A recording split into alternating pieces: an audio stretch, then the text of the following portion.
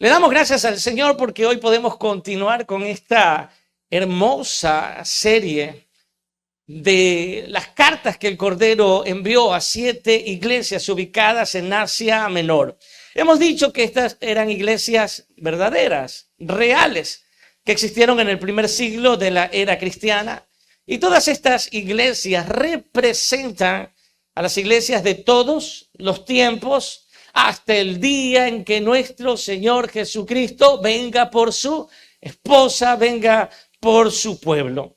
Y hoy nos centraremos en la carta que el Señor envió a la iglesia de Sardis. La iglesia de Sardis. Esta iglesia tenía fama ante los hombres, tenía fama de estar viva espiritualmente. Pero qué ingrata sorpresa se ha llevado cuando el Señor ha hecho una radiografía y le ha revelado su verdadera condición. ¿Cuál era su verdadera condición? De eso hablaremos en breve. Sin embargo, antes de ingresar a la carta en sí misma, es necesario ver algunos datos panorámicos generales sobre la ciudad de Sardis, porque de esta manera podemos entender de mejor manera la carta en su contexto histórico y también en su contexto cultural. Sardis, como ciudad, fue fundada alrededor del año 1200 antes de Cristo.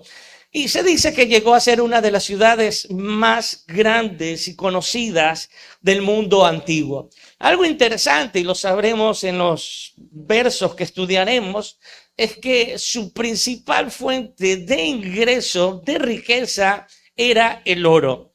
Y los arqueólogos han encontrado en sus ruinas centenares y centenares de crisoles. ¿Qué eran estos? Eran recipientes que se utilizaban para fundir el oro. Sardis, al igual que las otras ciudades, las cuales ya hemos visto, estaba llena de templos dedicados a los emperadores, a dioses paganos, y sobre todo y de manera particular había un templo dedicado a Ceres, conocida por los griegos como Deméter o Demetra. Ella era la diosa de la cosecha, la agricultura, la fecundidad, y generalmente a esta diosa se rendía adoración, se rendían libaciones para asegurar una buena cosecha y una prosperidad agrícola. Ahora sí, si nos centramos ya en la carta en sí, de partida, y ojo con esto, de partida hay algo que ya nos llama la atención. Y esto es que a diferencia de las otras iglesias, a quien el Cordero ha felicitado. Es más, a las otras iglesias, el Cordero de Dios, quien es el autor de todas las cartas, ha iniciado estas cartas con una felicitación, con un reconocimiento, con un elogio. Sin embargo, esto no ha sucedido con la iglesia de Sardis. Por ejemplo, en Apocalipsis 2:2 vemos la carta a Éfeso. El Cordero les dice: conozco tu arduo trabajo, tu paciencia y que no puedes soportar a los malos, y has probado a los que se dicen ser apóstoles y no lo son, y los has hallado mentirosos. Aquí hay un reconocimiento del Señor a la iglesia de Éfeso, ¿sí se da cuenta?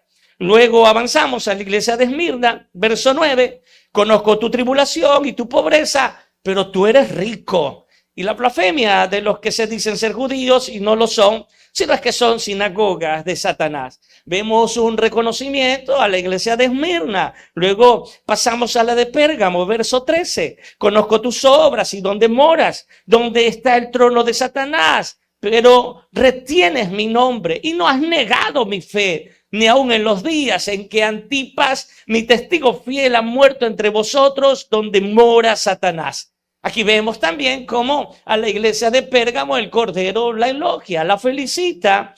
Y por último, la iglesia que estudiamos el domingo anterior o hasta el domingo anterior, la iglesia de Tiatira, el Señor le dice: conozco tu amor y fe y servicio y tu paciencia, y que tus obras postreras, tus obras últimas son mayores que las primeras. Sí, lo ha observado. a cada una de las iglesias estudiadas, el Señor ha empezado con una felicitación. Pero con la iglesia de Sardis no ha sido así. Y como les he dicho, esto es digno de que le prestemos mucha atención. Parece ser que el Señor no ha encontrado una razón para felicitar a los creyentes de la ciudad de Sardis.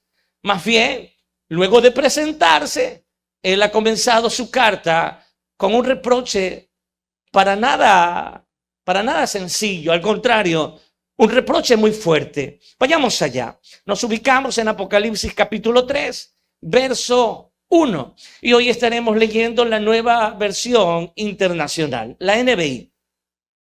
Escribe al ángel de la iglesia de Sardis. Esto dice, aquí se presenta el Cordero, que es el autor de esta y todas las cartas. Esto dice el que tiene los 7 espíritus de Dios y las 7 estrellas. Conozco tus obras. Tienes fama de estar vivo, pero en realidad no estás vivo, sino es que estás muerto. Y le pido que subraye esa última expresión, porque es allí donde nos centraremos en lo que hemos leído del verso 1. Y ahora centrémonos en la primera parte de lo subrayado. Tienes fama de estar vivo. Para entender lo que ha querido decir el Cordero de Dios con esta expresión, se lo voy a ilustrar con un hecho histórico político. El 5 de marzo del año 2013, el gobierno de Venezuela, aquí hay algunos hermanos venezolanos, el gobierno de Venezuela anunció oficialmente la muerte de su presidente, de su para entonces presidente Hugo Chávez. Ha fallecido el comandante presidente Hugo Chávez Frías, dijo visiblemente afectado y consternado el entonces vicepresidente Nicolás Maduro. Lo que sucede es que tiempo después se escucharon algunas declaraciones. Por ejemplo, la del jefe de seguridad de Hugo Chávez, quien afirmaba, ojo con esto, afirmaba que él no había muerto el 5 de marzo de 2013 como se anunció de manera oficial. El jefe de seguridad de Chávez afirmaba que realmente él murió, que había muerto el 30 de diciembre de 2012, es decir, 2 meses antes, 60 días antes de lo que se había anunciado.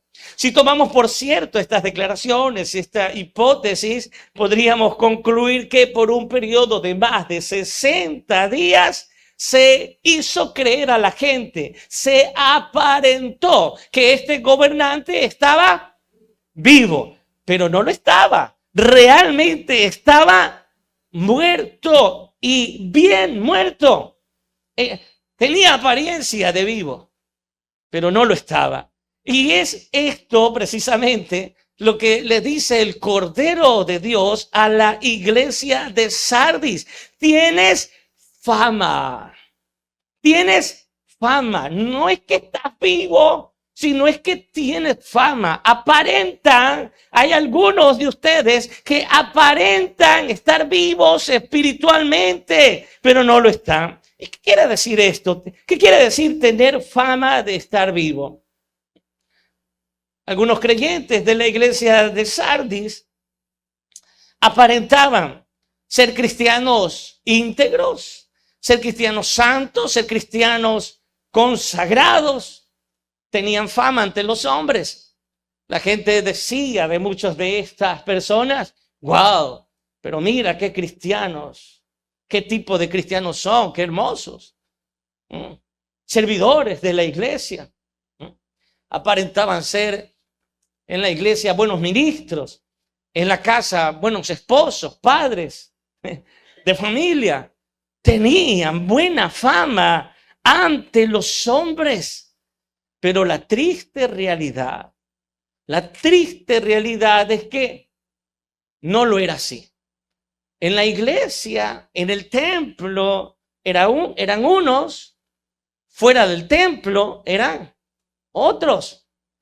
En el templo eran santos, pero en el mundo eran mundanos. En el templo eran píos, pero en el mundo eran impíos. Y Jesús, aquel que tiene sus ojos como llamas de fuego, así se ha presentado en una de las cartas a las iglesias, él lo conocía absolutamente todo. A él no se le puede engañar y él los ha confrontado. Ustedes tienen fama, tienen apariencia, aparentan estar vivos espiritualmente. ¿Lo estamos entendiendo, iglesia?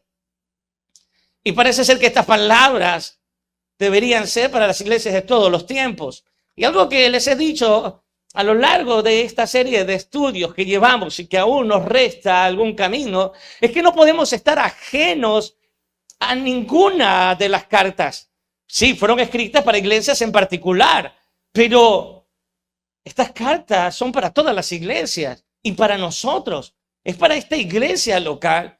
Y más personalmente para cada uno de nosotros. Es así como debemos tomar estas cartas. No decir, estoy leyendo la carta para la iglesia de Sardis, una iglesia que existió por allá en el primer siglo. Oh, qué bárbaro, ¿no? Como estos hermanitos solo tenían fama. Impresionante. No.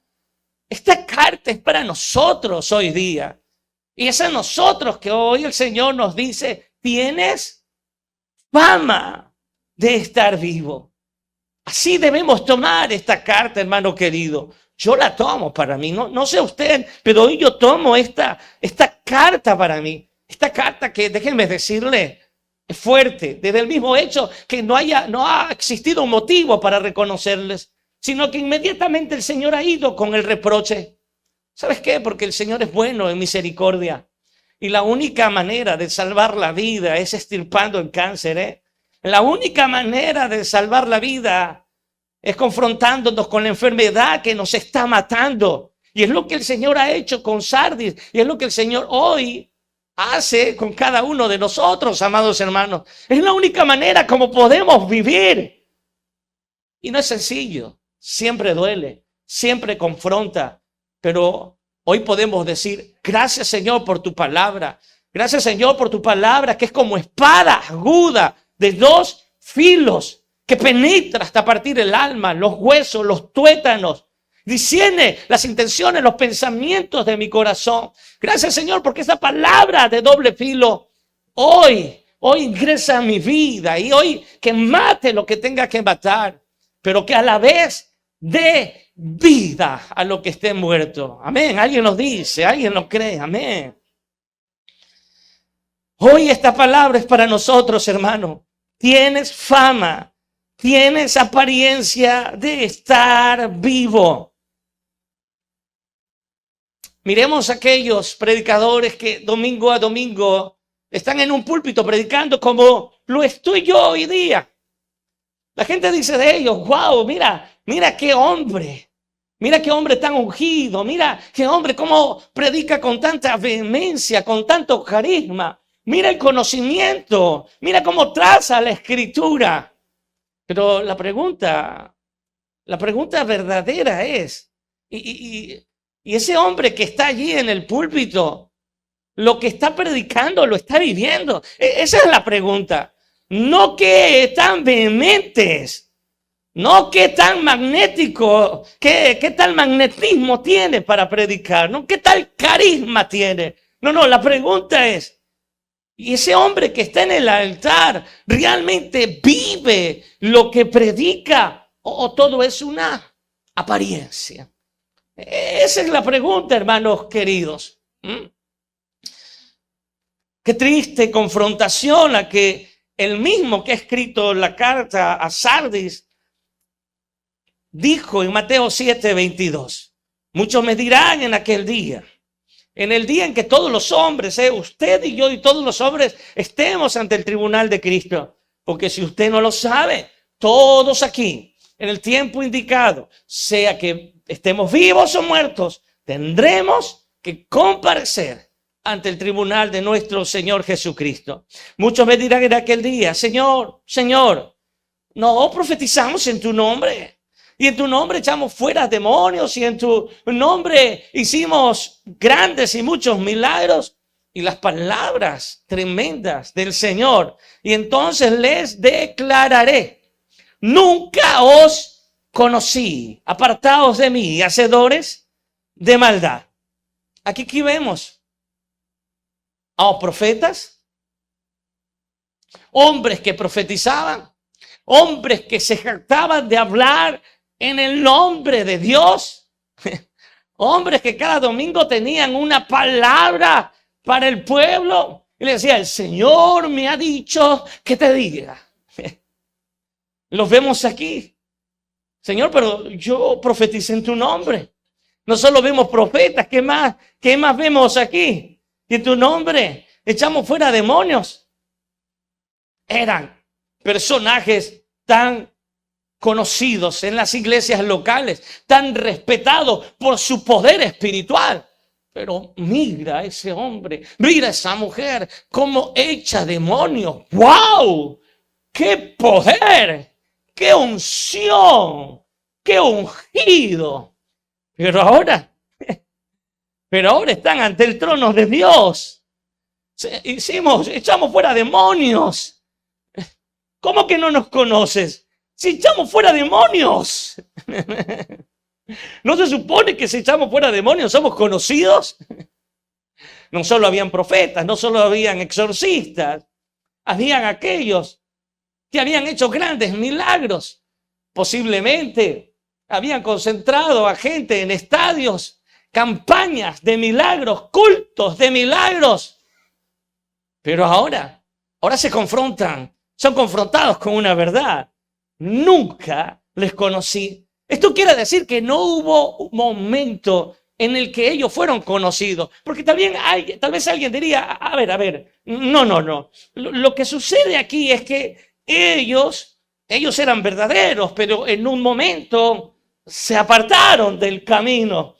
No, porque la palabra es clara. El Señor es claro. Nunca os conocí. No hubo un momento en que fuesen conocidos. Estos eran hombres, ministros, poderosos, ungidos del Señor, pero que nunca nacieron de nuevo.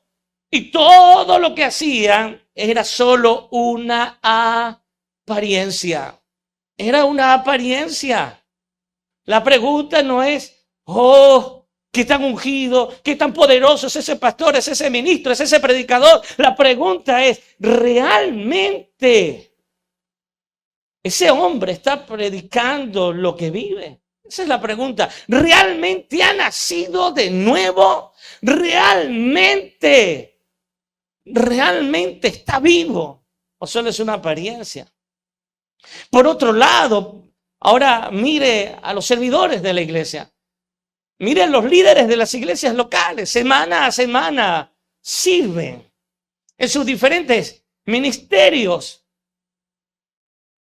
Y cuando les vemos, decimos: oh, qué hombre, qué joven, qué mujer se ha dedicado al servicio de Dios. Y amén por su servicio. Pero nuevamente la pregunta está allí: el servicio que prestan aquí en la iglesia, la fe que proclaman aquí en la iglesia, la adoración externa que manifiestan aquí en la iglesia, ¿solo se limita aquí a las cuatro paredes? ¿Ah?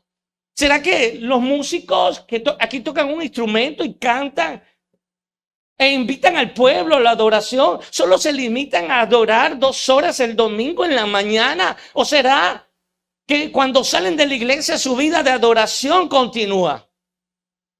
Esa es la pregunta. Esa es la pregunta. Y es lo mismo en cada uno del centenar de servidores que hay en esta iglesia local. ¿Realmente somos servidores fuera de estas 4 paredes? ¿Realmente adoramos al Señor fuera de estas 4 paredes? ¿Realmente vivimos una vida santa e íntegra fuera de estas 4 paredes? ¿O será que solo aquí nos ponemos el traje de ministros y fuera el hombre no ama a su mujer, la mujer no respeta a su esposo, los padres no son ejemplo para sus hijos y los hijos no honran a sus padres? Somos cristianos en el servicio, en la iglesia, pero impíos fuera de ella. Tienes fama de estar vivo. La gente te conoce como un gran cristiano, como un gran servidor, pero es solo fama, es lo que ha dicho el Señor a Sardis y hoy a nosotros. Y la pregunta es esa, no qué tan buen ministro, no qué tan buen músico, no qué tan buen servidor, porque podemos ser profesionales de iglesia, podemos ser profesionales en el ministerio que te estás desempeñando, hermano, pero puede ser que tu vida solo sea una apariencia, que tu vida solo sea una mera apariencia. Hoy esta palabra es para nosotros. Mira cada persona que llega el domingo a la iglesia. En el momento de la alabanza alaban al Señor. En el momento de la palabra de Dios, como en este momento, están atentos. Otros no. Otros posiblemente están en su celular, no tomando apuntes, sino haciendo cualquier otra cosa. Y aprovecho este momento para decirle esto. Si este es su caso, hermano, es mejor que usted se retire. Es mejor que usted se retire de este lugar. Pero fuera del templo, ¿cantamos? ¿O nuestra alabanza se limita a los 30 minutos de alabanza del domingo? Y fuera del templo, ¿perseveramos en la palabra? ¿Será que los apuntes que hemos hecho el domingo lo estamos meditando entre semana? ¿O será que eso se limita a los minutos el domingo? Y fuera del templo, ¿vivimos una vida piadosa solamente dentro del templo? Esa es la pregunta.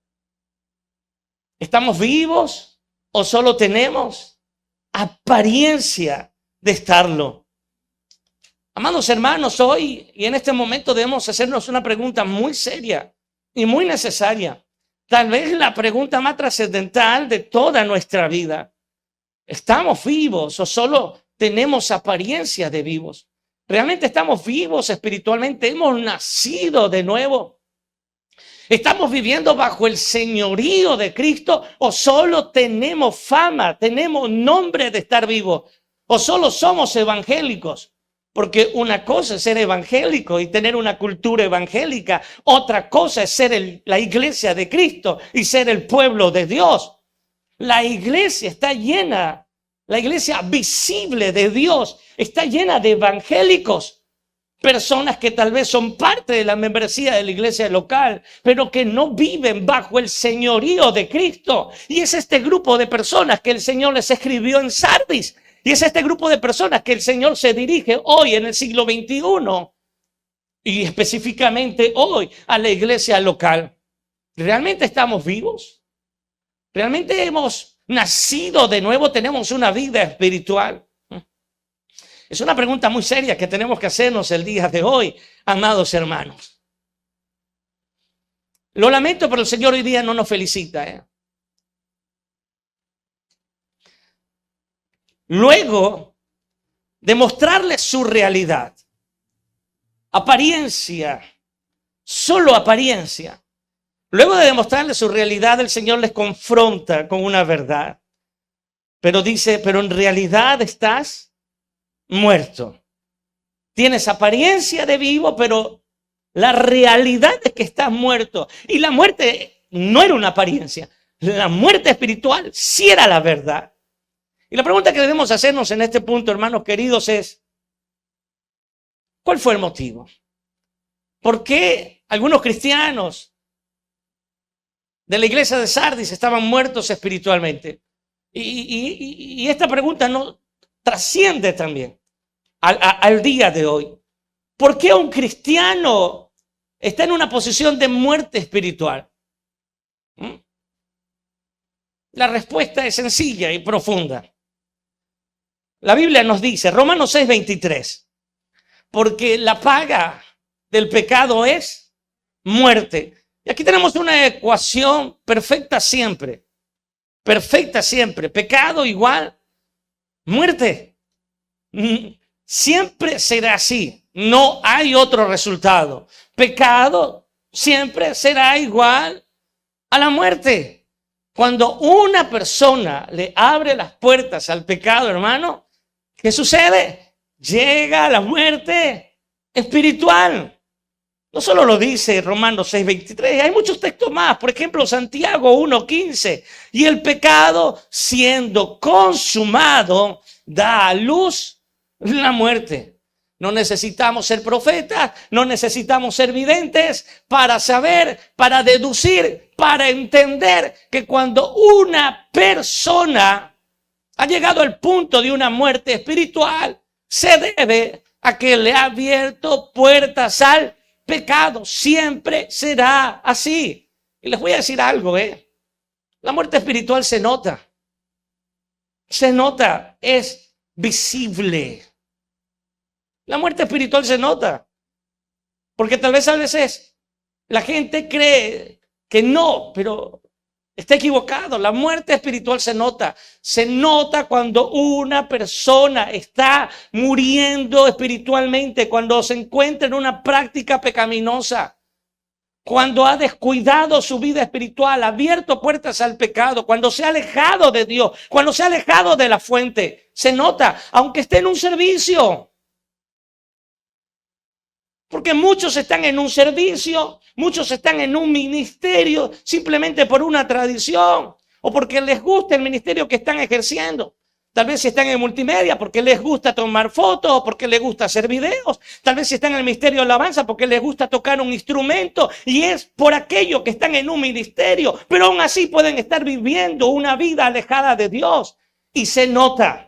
No creas que el hecho que estés tras un instrumento, tras un elemento, tras una cámara, tras una pantalla, no se nota tu muerte espiritual, se nota a leguas. La muerte espiritual se nota y muchas veces se contagia. Por eso el Señor nos manda a unirnos y dice, hierro con hierro se afilan. Únete a personas que espiritualmente te aporten a ti, a quien puedas aprender, de quien puedas aprender. Este no era un problema nuevo en Sardis. El Señor, el mismo que ha escrito la carta a Sardis, tiempo atrás lo denunció. Denunció esto a los líderes espirituales. Mateo 23:27. Ay de vosotros, escribas y fariseos, hipócritas. Y me gustaría que subraye esa palabra, encierre la palabra hipócritas. Ya le diré por qué. Porque sois semejantes a sepulcros blanqueados, que por fuera, a la verdad, se muestran hermosos. ¿Se da cuenta? Apariencia. Fama de estar vivos. Mas por dentro están llenos de huesos, de muertos y de toda inmundicia. ¿Quién se está dirigiendo el Señor? A líderes judíos, a escribas, a fariseos, a hombres religiosos, a hombres estudiosos, a hombres respetados por la sociedad. Pero wow, hermano, las palabras del Señor no son nada suaves, son verdaderas y confrontativas. Que el Señor no tiene problema en confrontarnos, hermano. El Señor no nos está diciendo, oh no, es que si yo les digo esto, se van a molestar. Y ya no van a congregar ahora. No. Carlos, no le vayas a predicar eso, por favor. No le vayas a leer Mateo 23:27. Dile que es para los líderes judíos, pero que no es para la iglesia del día de hoy. Cuidado, no te metas en ese problema, Carlos. No, el Señor no está en eso. El amor del Señor hace que nos confronte con su palabra, Dura es tu palabra, oh Señor, le dijeron los discípulos. Muchos se fueron, los dejaron hasta ese momento cuando el Señor los confrontó. ¿Recuerda usted? Le seguían por los peces, por los panes. Y el Señor les confrontó a toda esa multitud que les dijo, ustedes son una manada interesados. Por eso es que me buscan, porque quieren comer gratis, grantinchis, interesadinchis. ¿Y qué pasó desde ese momento? Dice la Escritura que muchos dejaron de seguirle. Los discípulos, sus 12, oh Señor, ya muchos se han ido, muchos se fueron. Es que parece que es dura tu palabra. ¿Y qué le dijo el Señor? ¿Y ustedes quieren irse? Váyanse. Pero mi palabra no la voy a cambiar. Mi palabra es esta y no tiene que ser cambiada por nada. No vine para alegrar los oídos de nadie.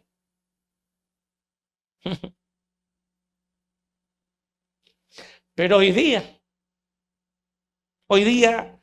este evangelio está desapareciendo de a poco. Y ya lo vamos a ver más abajito, en los siguientes versos. Pero esta es la palabra del Señor. Dura es tu palabra, Señor. Gracias, Señor, porque tu palabra es la que me libra de la muerte y la que me da vida. Gracias, Señor. Gracias, Señor. Mire, en tiempo de los emperadores, un adagio se hizo súper famoso. El adagio decía, el dicho, el proverbio decía, la mujer del César no solo debe serlo, sino parecerlo. De la misma manera, hermano querido, la esposa de Cristo, la iglesia del Señor, no solo debe serlo, debe parecerlo. Y por otro lado, no solo debe parecerlo, debe serlo. La esposa de Cristo debe ser y debe parecer. El cristiano debe ser cristiano y debe parecer cristiano. No solo ser cristiano, sino mostrarse cristiano. Así como cuando alguien va al estadio, se pone la camiseta del Barcelona, del MLS, lo que sea usted, la Liga, del Chunchi, de lo que sea, se pone la camiseta y esa camiseta, ¿qué le dice la gente? Oh, tú eres de tal equipo. El cristiano debe ponerse la camiseta de Cristo. Debe ser y debe parecer. Muchos dicen, a mí no me importa lo que piensen de mí. Debería importarte. Porque eres tú representante de Cristo Jesús. Debería importarnos lo que piensen de nosotros. Porque somos representantes de Cristo. Debemos ser y debemos parecer. Debemos ser y debemos parecer. En la antigüedad, ¿sabe usted? Bueno, recuerda que le dije que encierre una palabra cuando leímos Mateo 23, 27. ¿Cuál fue la palabra que le dije que encierre? Hipócritas. ¿Sabe que en la antigüedad a quienes se llamaban hipócritas?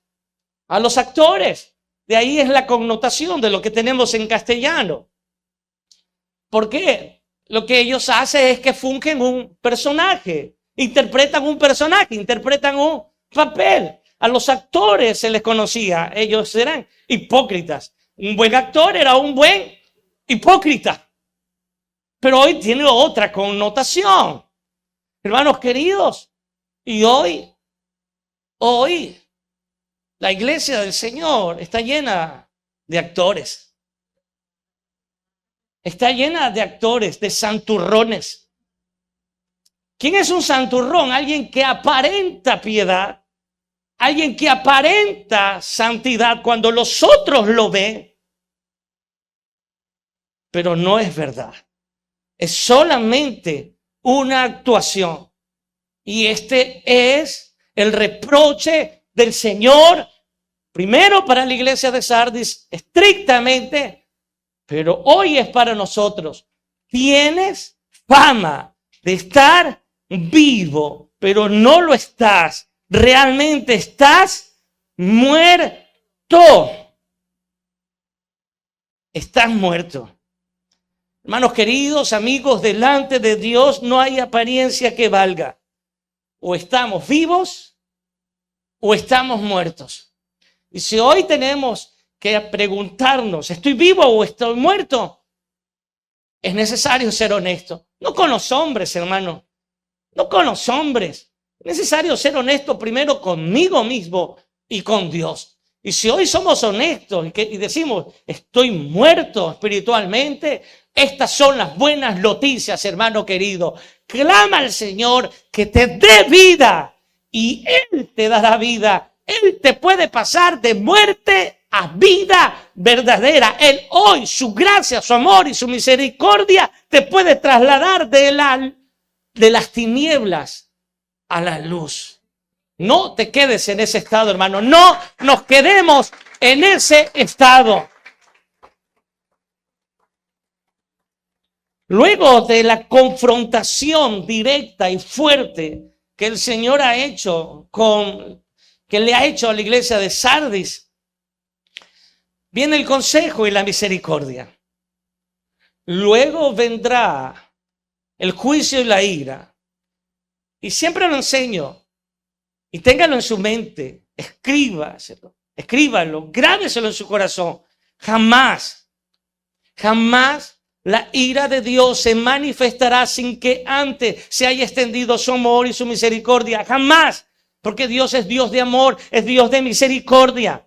Y cuando la ira y el juicio de Dios se manifiesta, ya primero se manifestó su amor, su oportunidad, su gracia, su misericordia, de tal manera que jamás nadie podrá decir, a mí no se me dio oportunidad. No, hermano, eso nunca ha pasado, nunca pasará. Siempre está el amor, la misericordia del Señor. Y aquí vemos ahora, lo han confrontado. Mira, el Señor nos confronta, pero luego viene el consejo de Dios, el consejo de Dios. Si no tomamos el consejo, viene la ira de Dios. Hoy día nos quedaremos hasta el consejo. La semana que viene, si el Señor nos da vida, si Cristo aún no ha venido por su iglesia, veremos la otra parte. El consejo de Dios. Vamos a verlo en dos partes. Capítulo 3, verso 2. Estamos en el libro de Apocalipsis, leyendo la versión NBI, Nueva Versión Internacional. Despierta, reaviva lo que aún es rescatable, pues no he encontrado que tus obras sean perfectas delante de mi Dios. Por favor, subraye la primera palabra. Despierta, dice el Señor. Y aquí en la NBI ha tenido el bien de ponerlo entre signos de admiración. ¡Despierta! Mire lo que nos dice el Señor. Y la palabra despierta en el original da la idea de estar vigilantes, de estar alerta, como lo está el centinela, como lo está el soldado, cuando está vigilando, custodiando la ciudad, custodiando un edificio. El soldado, el centinela sabe que solo un segundo, ojo con esto, un segundo que cierre sus ojos, que se descuide, sus enemigos los pueden acabar. Y como creyentes, como hijos de Dios, tenemos enemigos. Y no estoy hablando de la persona que le debes plata y no le quieres pagar y te va a cobrar todos los días. No. Estoy hablando de otro tipo de enemigos. Y uno de ellos es Satanás. Y en la escritura el apóstol Pedro lo ha dicho clarito. 1 Pedro 5:8. Y hace un símil. Y dice que Satanás anda como león rugiente, buscando a quien devorar. Satanás es uno de los grandes enemigos del creyente, hermano. Y escucha esto. Él no te va a perdonar. Él no nos va a perdonar. Él no nos va a perdonar. Mira el símil que Pedro hace con un león. Un león no perdona a su presa. Un león se aferra a ella hasta que la devora. Satanás no va a tener piedad de aquel hombre, de aquella mujer que le da oportunidad. No va a tener piedad, lo va a devorar, lo va a matar, lo va a destruir su vida, va a destruir su familia, va a destruir su ministerio. Él no va a perdonarte, hermano. Él no nos va a perdonar si le damos solo una puerta abierta, si le damos solo un chance, si le damos solo una oportunidad. Él nos va a devorar, nos va a destruir hasta acabarnos, aniquilarnos. Y es allí que el Señor nos dice, despierta, tienes que estar alerta, tienes que estar vigilante. Es el consejo de Dios. Ya le has abierto puertas al pecado. Está bien, pero aquí está mi consejo, dice el Señor. Ahora es tiempo de despertar. Es tiempo de que salgas de ese sueño, de ese letargo espiritual, de esa modorra espiritual en la que has caído. Y es tiempo ya de despertar. Levántate, sacúdete. No sigas allí, en el lodo del pecado. No sigas en la inmundicia de tu pecado. Es tiempo de renovar la mente. Despierta, despierta. No sigas durmiendo, nos dice el Señor. Qué profunda es la palabra de Dios. Despierta. Y no solo tenemos a Satanás como enemigo, tenemos al más grande enemigo, que somos nosotros mismos. Está en nosotros, vive en nosotros, mora con nosotros, duerme con nosotros, se despierta con nosotros. Dormimos con el enemigo y no me estoy refiriendo al esposo ni a la mujer. Dormimos con el enemigo, con este viejo hombre que está en nosotros, que suspira por pecar. ¡Wow! Despierta, despierta. El mismo Señor, mire lo que le dijo a sus discípulos, Mateo 26:41. El mismo Cordero de Dios que escribe a Sardis, mire lo que dijo en Mateo 26:41, velad y orad para que no entréis en tentación.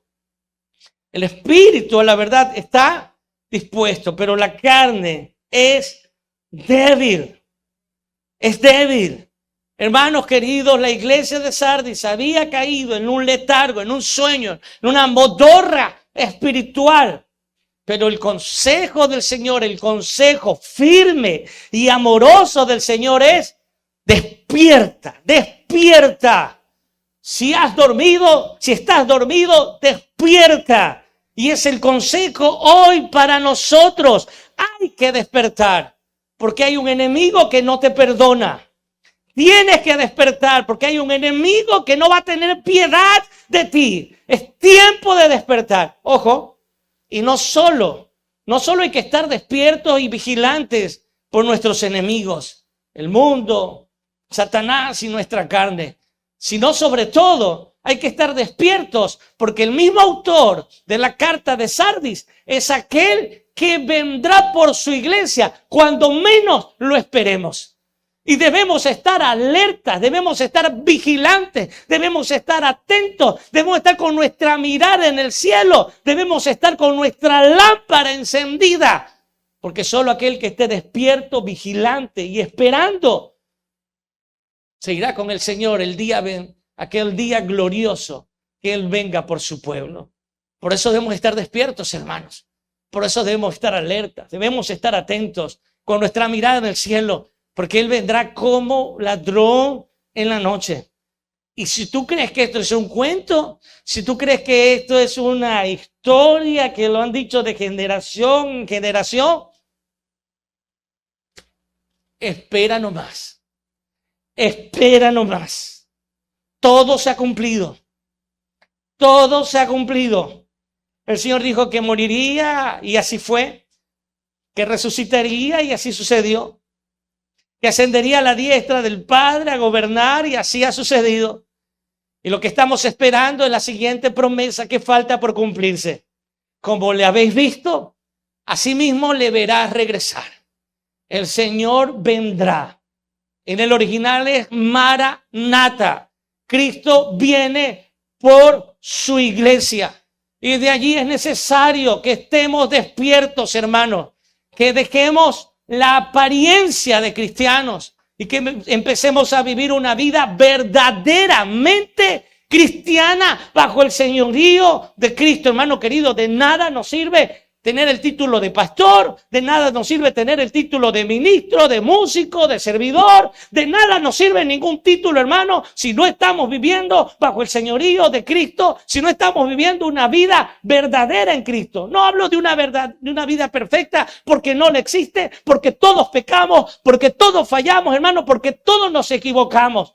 Pero cuando hablo de una vida en Cristo Jesús, es una vida donde diariamente nos aferramos al Señor, nos arrepentimos de nuestros pecados y le decimos: Señor, ayúdame a ser más como tú, Señor. Cada día quiero ser más como tú. Nunca llegaremos a la perfección de Cristo. Es imposible, hermano. Pero ciertamente estamos en un proceso de santificación hasta el día de nuestro encuentro, de nuestra redención completa y verdadera.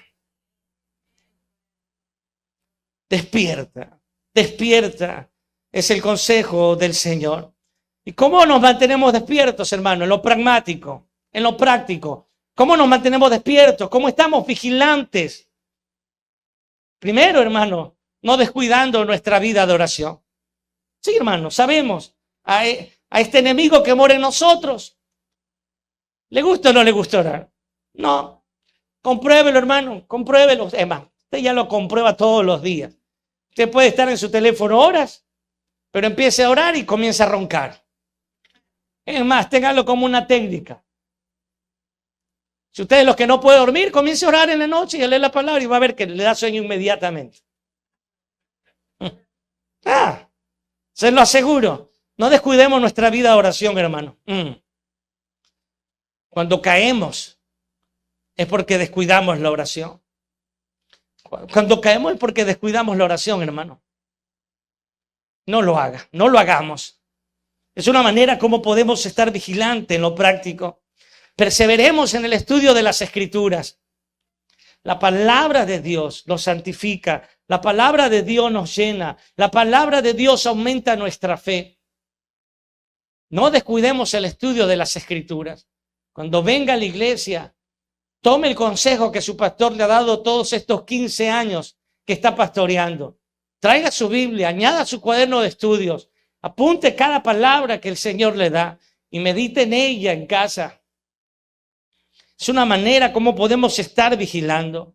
Por otro lado, no dejemos de congregarnos, como muchos tienen por costumbre, dice el Señor en su palabra. El domingo es el día del Señor y no lo puede usted cambiar por nada, ni nadie. No es negociable. Es una manera como nos mantenemos avivados, cómo nos mantenemos vivos en la unión del cuerpo de Cristo, en el culto público. Es tan importante, hermano querido. Es tan importante. Pero muchas veces tenemos excusas para todo. Días atrás encontré a una persona. Encontramos con mi esposa, nos encontramos con unas personas en el centro y nos saludamos. ¿Qué tal? ¿Cómo estás? Y mi esposa le ha preguntado, mi esposa le ha preguntado, oye, hace mucho tiempo que no les vemos, les extrañamos.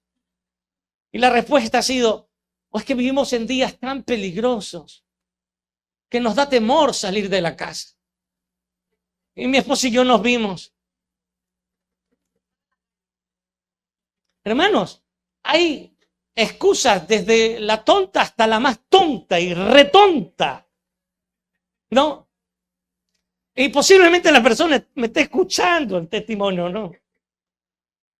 Oiga, hermano, es así, como porque la uña se me quebró, me dejo de congregar. Pero y la pregunta es, ¿por qué no faltas a tu trabajo? ¿Ah? ¿Por qué vas con fiebre, te amputaron el pie, pero vas a tu trabajo? ¿Por qué? Porque si no me descuentan. Las prioridades, ¿sí se da cuenta? Al trabajo, al negocio, a la empresa, al empleo. Ahí no falta. Porque te descuentan. ¿Sí o no? Pero a la iglesia, no importa cuando puedo. Los que son servidores, cuando quieren que entreguen el ministerio. ¿Y por qué no entregas tu trabajo? ¿Por qué no vas donde tu jefe y le dices, ¿sabes qué? Te entrego, ya no voy a seguir trabajando. Hermano, y perdóneme, no quiero herir la susceptibilidad de nadie, pero necesito ser predicador fiel. Y si algo me caracteriza es no ser político, hermano. Y yo no dedico mi predicación a nadie, porque eso sería un error. Años atrás, una persona nos invitó a comer. Y fuimos. Qué rica la comida. Y luego de que hemos comido, la persona que nos ha invitado a comer nos dijo, ahora sí les voy a decir por qué los invité a comer. Es bueno. Pensé que era por el gusto de que compartamos la mesa. Dice, pastor, lo que sucede es que yo ya no aguanto más. Como está por ahí un reel. Ya no aguanto más. Todos los domingos Usted me predica a mí y me hace avergonzar delante de toda la iglesia. Bueno, yo ni conocía la vida de esa persona. Mientras íbamos en el camino, le dije a mi esposa, dime cómo se llama el hermano. A veces nos creemos tan importantes que nos parece que el pastor tiene tiempo para preparar una prédica especial para cada uno de nosotros y no entendemos que es el mismo Dios que nos habla. No entendemos que es el mismo Dios que nos está hablando, que nos está exhortando, que nos está instruyendo. No lo entendemos. Y creemos que es el pastor que tiene algo en contra mía. Hermano, si algo no soy es político para enseñar. Y si algo que no he hecho en toda mi vida es decir, no voy a hablar de este tema porque voy a ofender al hermanito, a la hermanita que sostiene con sus diezmos, con su economía a la iglesia. Perdón por lo que voy a decir, pero me importan 3 pepinos, hermano. No me interesa. Lo que me interesa es ser fiel a la palabra del Señor. Y si mañana el hermano que sostiene la iglesia y sostiene mi familia y nos llena la nevera y nos honra económicamente, se siente ofendido por la palabra de Dios y por eso abandona la iglesia y deja de aportar económicamente, me sentiré dichoso al haber sido fiel a la palabra del Señor y a no venderme. Perdón la palabra, pero no venderme como una ramera y una prostituta. Porque eso es lo que está pasando en estos días, hermanos queridos. Pero la palabra del Señor es fiel y sus ministros deben ser fieles. Esta es la denuncia que el Señor hace a las iglesias. La falta de fidelidad. Aleluya. ¿Cómo vigilamos en oración? Perseverando en la palabra, no dejando de congregarnos, no dejando de reunirnos como cuerpo de Cristo, como miembros del cuerpo de Cristo. Es allí donde nos mantenemos alertas, hermano, donde nos mantenemos avivados. Como iglesia nos preocupamos por hacer una plataforma para que usted pueda unirse al cuerpo de Cristo. En la iglesia local esto se llama semilleros. Qué bueno por aquellos que participan de un semillero. Y a los que no, los invito. Hermano, si usted no socializa con el cuerpo de Cristo, va a socializar con el cuerpo del diablo. Es así. Solo hay 2 vías. Solo hay 2 vías. ¿Socializamos con el cuerpo de Cristo o socializamos con el cuerpo del diablo?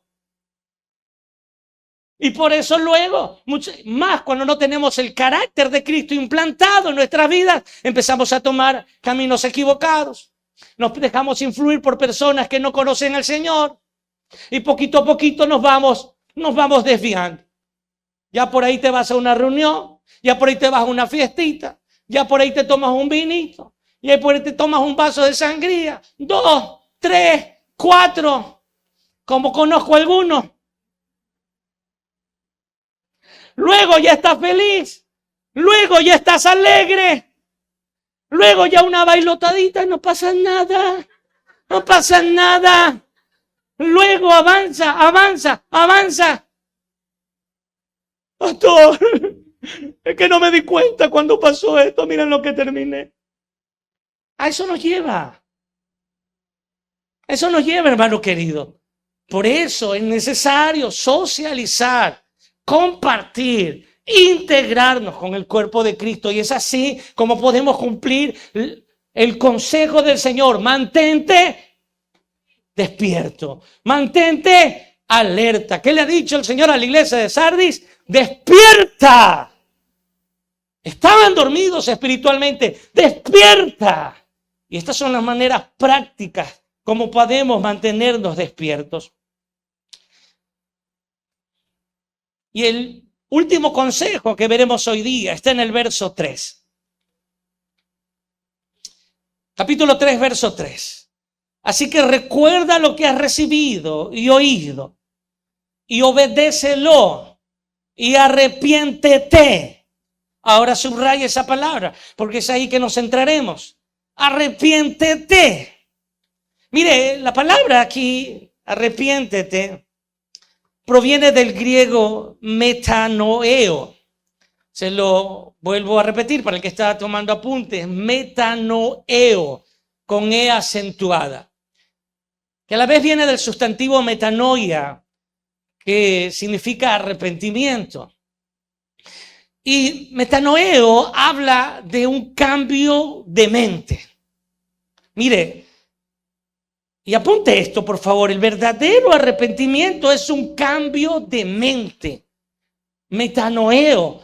El verdadero arrepentimiento, se lo vuelvo a repetir, es un cambio de mente.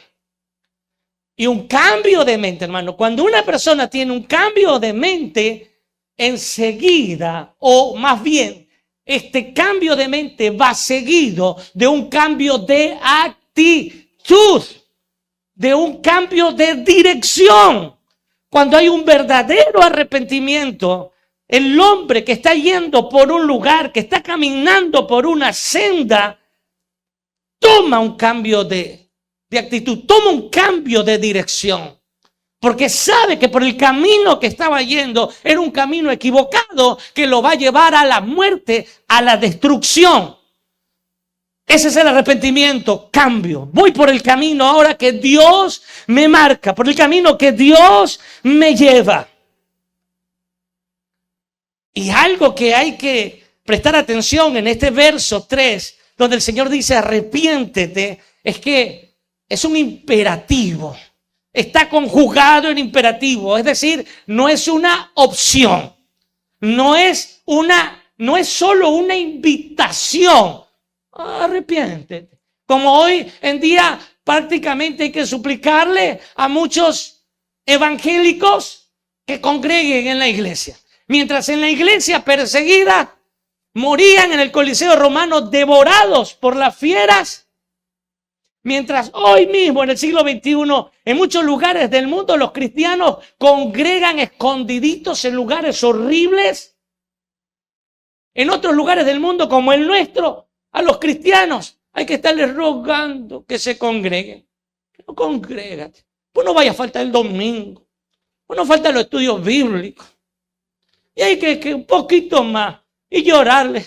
Imagínese usted. Imagínese usted. Y cuando el Señor dice, arrepiéntete, no es una invitación. Y ojo con esto, no es una invitación. Oh, iglesia, vamos, es tiempo de arrepentirse. Oh, iglesia, arrepiéntete, por favor, arrepiéntete. Vamos. No. Es un imperativo, es una orden, es un mandato y una demanda de Dios para todos los hombres. Arrepiéntete.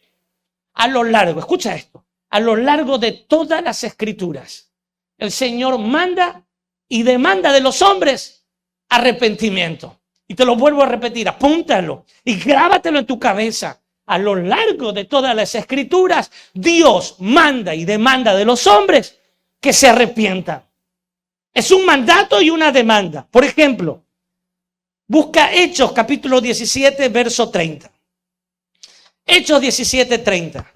Pero Dios, habiendo pasado por alto, mira la misericordia del Señor, habiendo pasado por alto. Es lo que Pablo está predicándole y enseñándole a los atenienses. Habiendo pasado por alto los tiempos de esta ignorancia. Quédate hasta allí. Los tiempos de la ignorancia son cuando no conocemos la palabra de Dios. Por lo menos, después de esta enseñanza, el tiempo de tu ignorancia bíblica ha quedado atrás, Dios, habiendo pasado por alto los tiempos de esta ignorancia, ¿ahora qué? ¿Ahora qué? Ahora manda a todos los hombres en todo lugar, y podríamos decir de todos los tiempos, ¿a qué? A que se arrepienta. Hermano querido, el arrepentimiento es una demanda de Dios para todos los hombres, creyentes y no creyentes, cristianos y no cristianos, hombres y mujeres, jóvenes y adultos. Es una demanda de Dios. Arrepiéntanse. Pero esta doctrina de a poco va desapareciendo de los púlpitos, ¿sí o no? Es que, ¿qué pastor va a ser tonto? Estoy hablando con ironía y tal vez con algo de sarcasmo. ¿Qué pastor va a ser tan tonto para el domingo en la mañana decirle a la iglesia, arrepiéntete? ¿No te das cuenta que se pueden sentir ofendidos? ¿No te das cuenta que pueden dejar de congregar? Pero hermano, esta es la predicación y el mandato de Dios a todos los hombres que nos arrepintamos. ¿Usted sabe cuál fue la primera predicación de Juan el Bautista? Arrepentíos y convertíos. ¿Usted sabe cuál fue la primera predicación del Señor Jesús en su ministerio en esta tierra? Arrepentíos y convertíos. ¿Usted sabe cuál fue la predicación del apóstol Pedro luego de Pentecostés? Arrepentíos y bautícense. ¿Y por qué hoy esta predicación tiene que desaparecer de los púlpitos? ¿Para no ofender a la gente? Ese es el problema. Ese es el problema de la iglesia de todos los tiempos y de la iglesia de hoy. No queremos ofender a la gente. Hermano, el evangelio es ofensivo. El evangelio es ofensivo. Pero el evangelio trae vida. Hermoso evangelio, hermosa palabra de Dios. Arrepentimiento no es remordimiento. Arrepentimiento no es remordimiento. El Señor no nos invita a que experimentemos un remordimiento. Remordimiento es un sentimiento momentáneo, un sentimiento de dolor momentáneo. ¿Por qué? Momentáneo por las consecuencias, no por a quién le hemos fallado.